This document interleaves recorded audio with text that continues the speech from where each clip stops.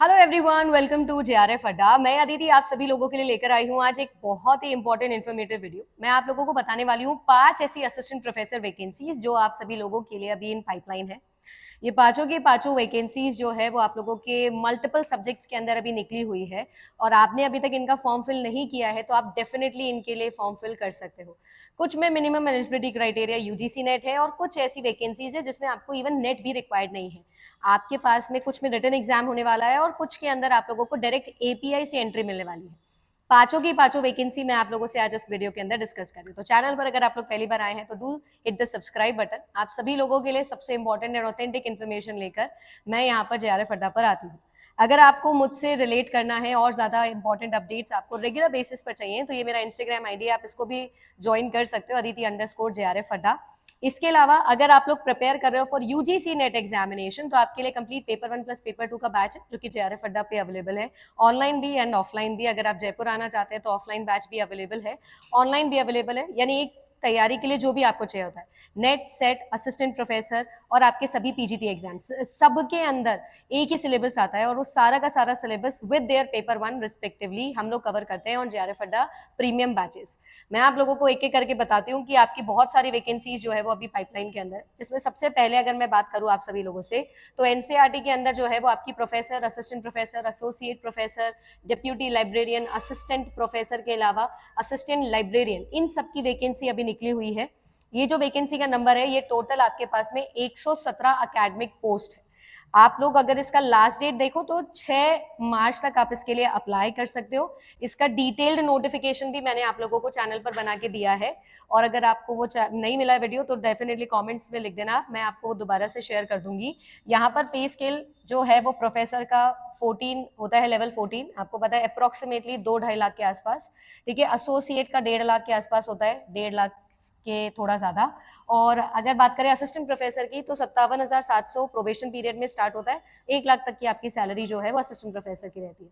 यहाँ पर आप लोगों का जो जॉब लोकेशन है वो इनके रीजनल इंस्टीट्यूशंस में होगा, अजमेर, भोपाल, भुवनेश्वर, मैसूरी और आप लोगों का शिलोंग, यहाँ पर इसकी पोस्टिंग होने वाली है।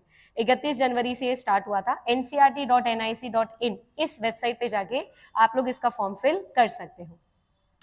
देन आप लोगों का जेपीएससी का पॉलिटेक्निक लेक्चरर की पोस्ट निकली हुई है। झारखंड के अंदर सेट एग्जामिनेशन होने वाला है 29 मार्च को। झारखंड के अंदर और भी बहुत बड़ी असिस्टेंट प्रोफेसर वैकेंसी आने वाली है 2026 के अंदर। और वहीं पर एक पॉलिटेक्निक आपका लेक्चरर पोस्ट निकली है, झारखंड पब्लिक सर्विस कमीशन। ये जो है ये गवर्नमेंट पॉलिटेक और गवर्नमेंट वुमेन पॉलिटिक दोनों के अंदर निकली है, जिसमें आपकी 349 तो आपकी रेगुलर पोस्ट निकली है, 6 बैकलॉग पोस्ट है, 355 टोटल पोस्ट निकली हुई है। ये एडवर्टाइजमेंट आप लोगों के पास में जो है वो आया था 4/2026 को।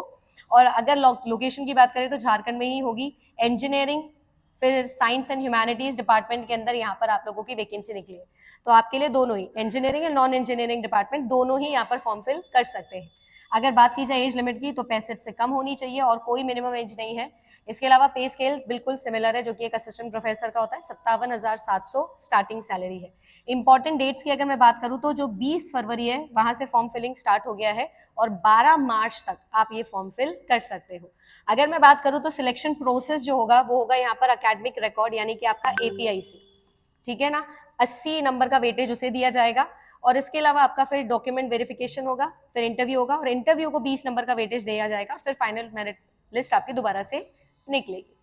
नेक्स्ट अगर मैं बात करूं तो आप लोगों का आ जाता है एसएसजेयू फैकल्टी रिक्रूटमेंट जो कि 2026 में आया है, सोबन सिंह जीना यूनिवर्सिटी जो कि उत्तराखंड के अंदर है। उत्तराखंड के अंदर 90 टीचिंग और नॉन टीचिंग पोस्ट है, जिसके अंदर असिस्टेंट लाइब्रेरियन भी है, असिस्टेंट प्रोफेसर भी है, एसोसिएट प्रोफेसर भी है और प्रोफेसर भी है। अल्मोड़ा उत्तराखंड में ही इसकी पोस्टिंग होने वाली है। यहाँ पर पे स्केल बिल्कुल सिमिलर है, जैसे आपने देखा 57,700 से 1,82,000 तक असिस्टेंट लाइब्रेरी, फिर यही सेम चीज असिस्टेंट प्रोफेसर की, एसोसिएट प्रोफेसर का लगभग 2 लाख और प्रोफेसर का स्टार्टिंग सैलरी 2,18,000 के आसपास तक का रहने वाला है। एलिजिबिलिटी क्राइटेरिया जो है वो रहेगी यहाँ पर जो यूजीसी के नॉर्म्स होते हैं, पीएचडी, नेट या फिर स्लेट, ये तीनों यहाँ पर आपकी मिनिमम क्राइटेरिया है।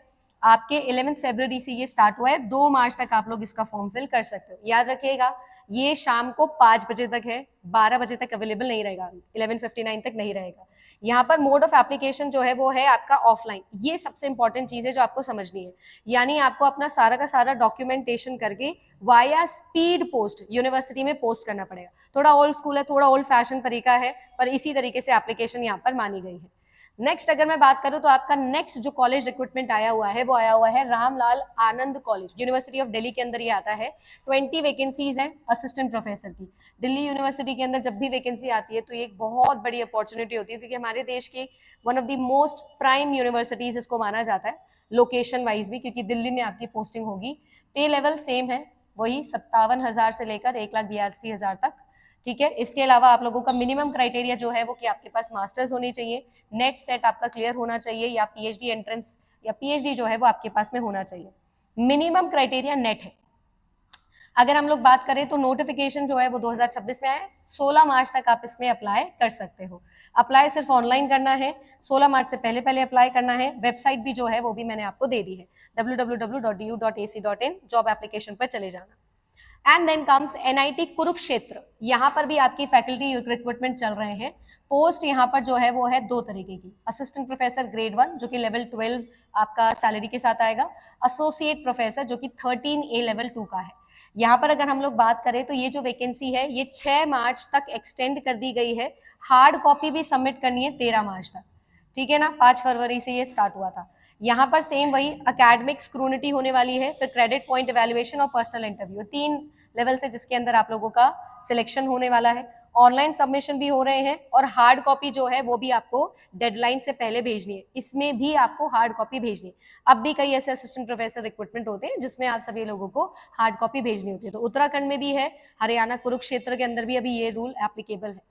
कुल मिला के अगर आप देखोगे तो मैंने आप लोगों को आज ऐसी 5 वैकेंसीज बताई जो सिर्फ और सिर्फ इस 1 महीने के अंदर अंदर आप लोगों को फिल करनी है और आप असिस्टेंट प्रोफेसर बन सकते हो। So if you are one of those student जिसने अभी यूजीसी नेट एग्जाम को क्लियर किया है और even you are preparing for UGC NET examination, आपको इनके लिए अप्लाई करना चाहिए। वाइल द टाइम आपका इंटरव्यू आएगा आपके पास नेट का सर्टिफिकेट होना चाहिए, और अगर आप अपने एपीआई पे अभी तक काम नहीं कर रहे हो तो यू शुड डू इट। आपको ये सारे के सारे जो एडवर्टाइजमेंट है इनका ये डिटेल अगर आपको चाहिए है तो मैं aditi_JRF अड्डा मेरी इंस्टाग्राम आईडी पे शेयर कर दूंगी।